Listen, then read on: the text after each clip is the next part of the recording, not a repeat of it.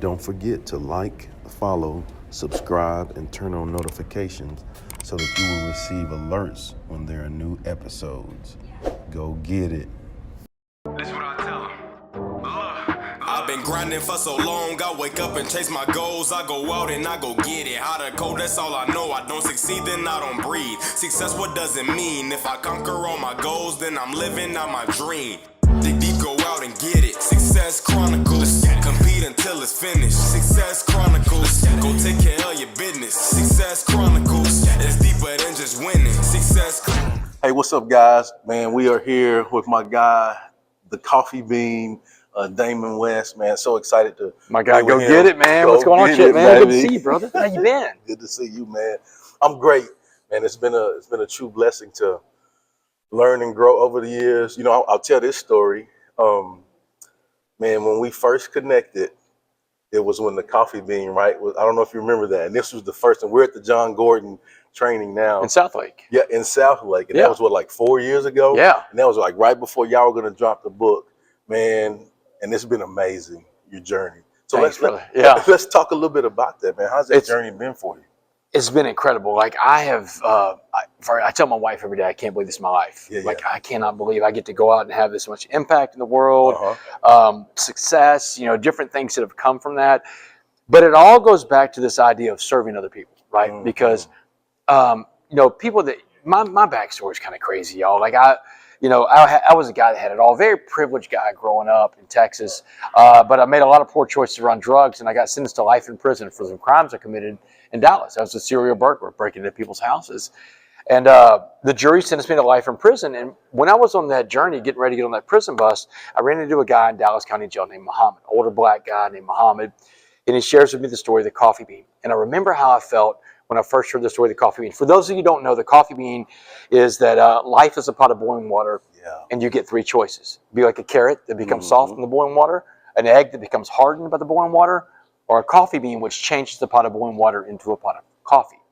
And so he said the coffee bean is the change agent, and you could be the change agent too. And I remember how I felt. I felt empowered because I put the power back inside me. And that's the magic of the story of the coffee bean. The coffee bean had the power to change the water around it with the power inside of it. It was the ultimate message I'd ever heard, that our world is created from the inside out, not the outside in. Yeah. And when I got to prison, I started becoming that coffee bean. But one of the main things about being a coffee bean is finding ways to serve other people around you. Help create a community around you, because that community raises everybody up. And it was that very community that I helped create inside that prison that got the attention of parole. And they're like, you've changed yourself and you changed the prison. Yeah. How can you do that out there in the free world? And so my journey started in November 16, 2015, when I walked out of prison. And, along the way, I meet John, and John says, hey, let's write this book together. It's called The Coffee Bean. Yeah. And then we go out. The book is super successful. I'm on the road now speaking 25 days a month. 25 days a month I'm on the road, Chip. I mean, I can't believe this is my life. I found Muhammad, the guy that told me the story of the coffee bean, found his family. He's dead now. He's passed away.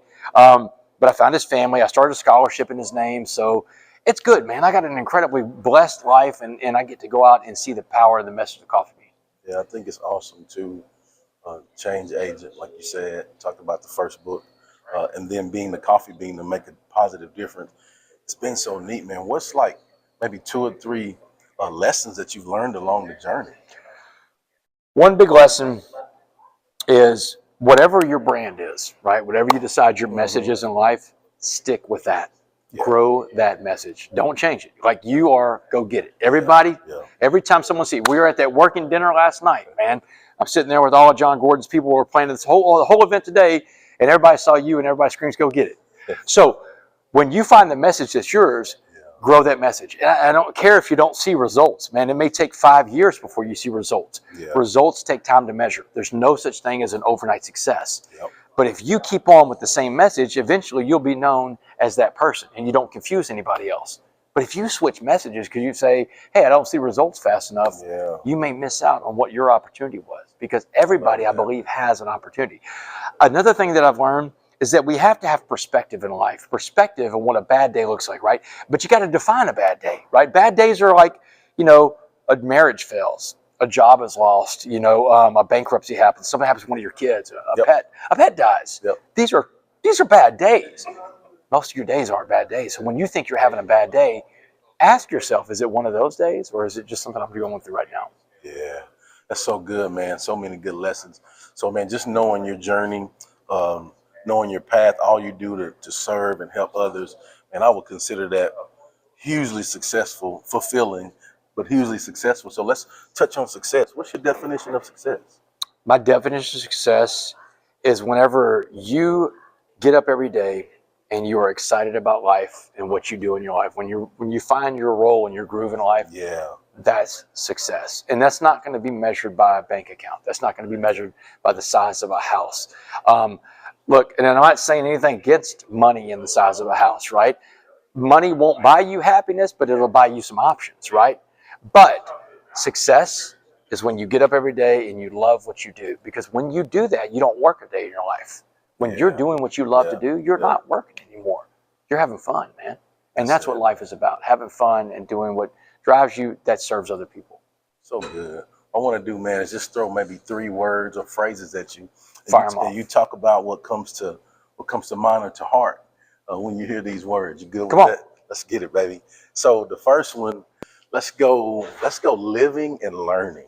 Living and learning.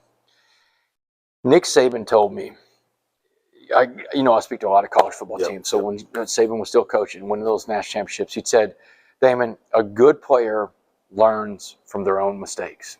And there's power in that, to learn from your own mistakes. Man. But Nick Saban said a great player learns from the mistakes of other people. So do you want to be good or do you want to be great? And when you're living and learning, you're realizing that everybody is a teacher. Some people are there to teach you how to do things the right way. Some people are there the example of how not to do things. Everybody's a teacher. So when I go through life and I meet people, it doesn't matter who it is, man. The messenger can come to you from anywhere, Chip. Yeah. It doesn't have to look like you, same background, same part of the country, same America, same. Anybody can be the messenger, and the messenger can be sometimes how not to do something. So we have to be paying attention to that. That's how we live and learn. That's awesome, man. You might have heard this phrase before. I'll throw this one at you. The coffee bean. Oh, the coffee bean, yeah. So the coffee bean, here's something I'll share with you, Chip. So by every metric, I'm a redeemed man. By every metric, I'm a success story.